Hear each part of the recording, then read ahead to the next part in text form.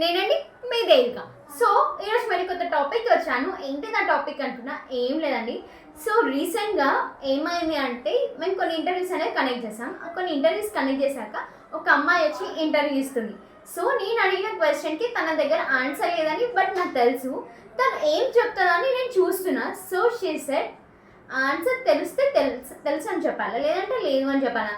So తను ఏం చేసిందంటే తెలిసి తెలియని ఆన్సర్ని సాగదీస్తూ చెప్తుంది.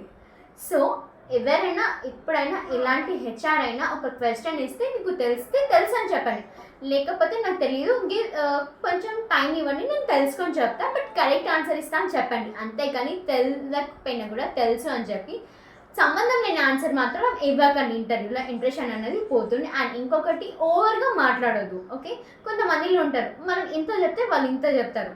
సో అలా కాకుండా ఇంత చెప్పినప్పుడు ఇంత చెప్పండి, ఇంత అడిగినప్పుడు ఇంతే అడగండి, కానీ సాగదీసి చెప్పకండి. ఇంప్రెషన్ అనేది పోతుంది. Okay, like and share and subscribe.